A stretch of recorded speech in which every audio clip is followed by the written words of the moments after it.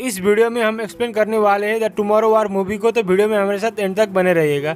Dane forest जो कि एक बायोलॉजी टीचर है और एक फॉर्मर आर्मी ऑफिसर रह चुका है, वो अपने घर पे क्रिसमस पार्टी पे अपनी बीवी एमी और अपनी बेटी म्यूरी के साथ लाइव फुटबॉल मैच देख रहा होता है। फुटबॉल ग्राउंड में अचानक से एक ब्लास्ट होता है और वहाँ से कुछ आर्मी ऑफिसर निकल के आते हैं। वो लोग बताते हैं कि वो लोग 2051 से आए और आज से 30 साल बाद यानी कि 2051 में एलियंस पृथ्वी पर अटैक कर देंगे, जिससे इंसानों की आबादी कमने लगेगी और इंसानों का वजूद मिटने की तादाद में होगा। इसीलिए उनको 2021 के लोगों की मदद चाहिए ताकि आज के लोग अपने बच्चों का फ्यूचर सिक्योर कर सके। इसके बाद सभी देशों के गवर्नमेंट अपने लोगों को 2051 में भेजने लगती है, लेकिन सिर्फ 20% लोग ही वापस लौट के आते हैं। सरकार के इस फैसले पर बहुत लोग नाराजगी दिखाते हैं और प्रोटेस्ट भी करने लगते हैं। अब गवर्नमेंट डेन फॉरेस्ट को भी 2051 में भेजने वाली होती है। फ्यूचर से आए हुए लोग डेन के हाथ में एक डिवाइस लगा देती है जिसका नाम जंप बैंड होता है।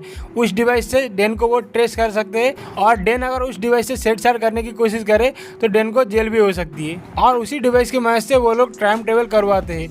डेन को इसीलिए चुना गया है क्योंकि डेन की मौत 2030 में होने वाली है। 2051 से आए हुए लोग उन्हीं लोगों को टाइम ट्रेवल करवाते हैं जो लोग 2051 से आगे मरने वाले होते हैं, क्योंकि उनके पास डाटा होता है कि कौन उस टाइम तक मरेगा या फिर जिंदा रहेगा। और वो लोग 2051 से आगे जो भी लोग मर गए होते हैं उन्हीं लोगों को फ्यूचर में भेजती है ताकि टाइम पैराडॉक्स ना बिगड़े। डेन घर पे जाता है और एमी को बताता है कि वो 2051 में जाने वाला है।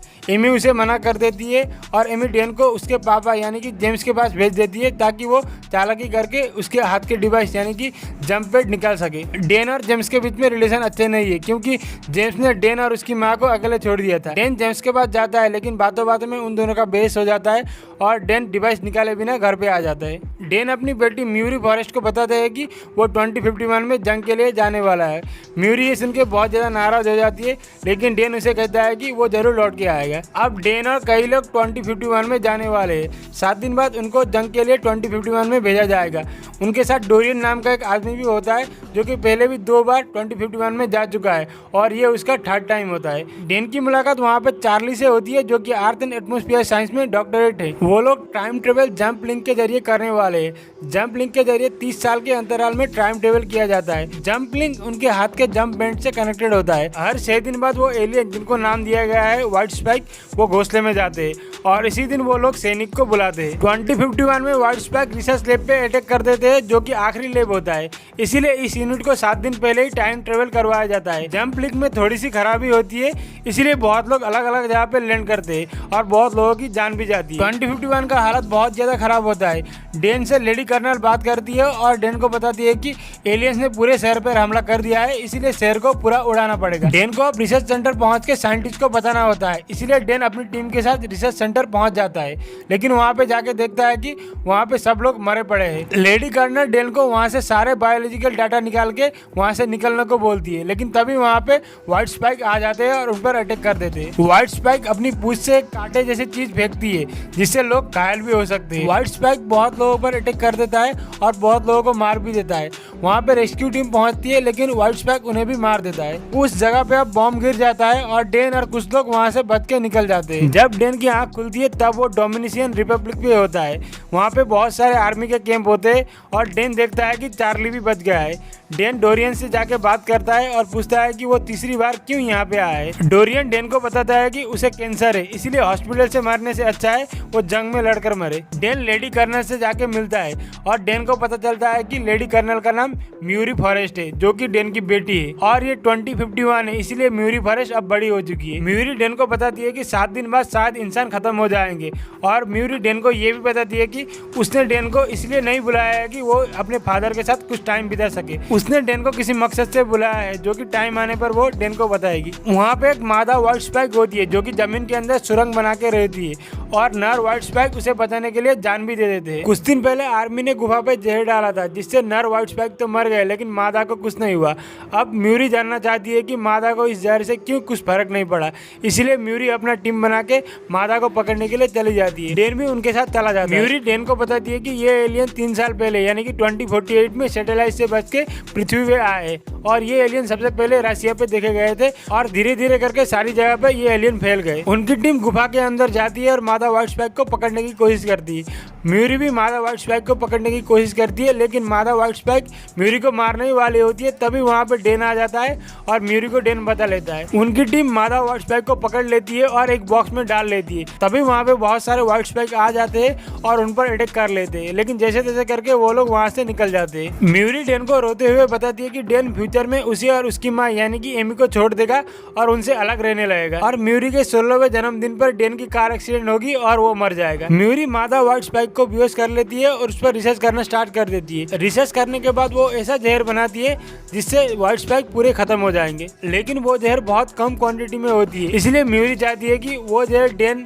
2021 में लेकर जाए और बहुत ज्यादा क्वांटिटी में बनाए और फिर से 2051 में आकर व्हाइट स्पाइक को मार दे। म्यूरी ने डेन को इसी मकसद के लिए बुलाया होता है, क्योंकि डेन के अलावा वो किसी पर विश्वास नहीं कर सकती है। उसके बाद वहाँ पे मादा व्हाइट स्पाइक को बताने के लिए बहुत सारे व्हाइट स्पाइक आ जाते हैं और उन पर अटैक करने लगते हैं। हमले में म्यूरी घायल हो जाती है, व्हाइट स्पाइक उन पर अटैक कर लेते हैं और म्यूरी को नीचे खींच लेते हैं। म्यूरी डेन को जाने के लिए बोलती है, तभी जंपलिंग एक्टिवेट हो जाता है और डेन 2021 में आ पहुंचता है। 2021 में पहुंचने के बाद डेन को पता चलता है कि जंपलिंग खराब हो चुकी है और वो लोग अब टाइम ट्रेवल नहीं कर सकते। डेन बहुत ज्यादा नाराज हो जाता है और अपने घर में चला जाता है और अपनी बेटी और बीबी से मिलता है। रात को डेन एमी को सारी बातें बता देता है। एमी बताती है कि शायद वो एलियन 2048 में आया ही ना हो, शायद वो 2048 से बहुत पहले आया हो, इसीलिए सैटेलाइट भी उन एलियन को ट्रेस नहीं कर पाई। डोरियन के पास व्हाइट स्पाइक का एक पंजा होता है जो कि डेन चार्ली को लाके देता है। चार्ली रिसर्च करके बताता है कि एलियन के पंजे में राख लगी है जो कि चाइना से है। डेन का स्टूडेंट मार्ट, जो कि ज्वालामुखी के बारे में बहुत सारी बातें जानता है, वो डेन को बताता है कि मिलेनियन इरेक्शन, जो कि चाइना और बॉर्डर के बीच में सीमा है,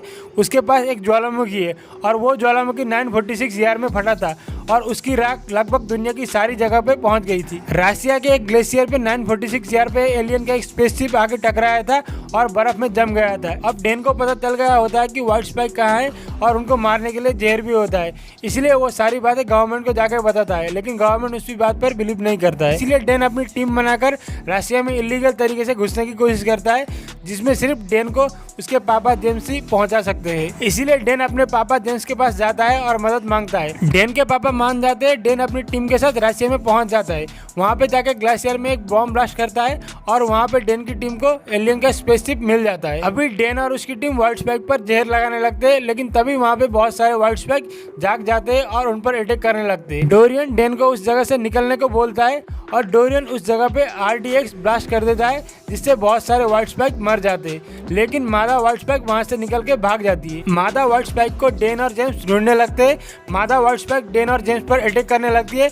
डेन और जेम्स एक साथ मिल जाते हैं और मादा व्हाइट स्पाइक को मार देते हैं। डेन बहुत खुश होता है क्योंकि उसकी और एडल्ट म्यूरी की वजह से दुनिया में जो हमला होने वाला था वो अब टल गया। उसके बाद डेन अपने घर में जाता है और डेन म्यूरी को अपने दादाजी से मिलने भी देता है। उसके बाद मूवी खत्म हो जाती है। तो इस चैनल को सब्सक्राइब कीजिएगा।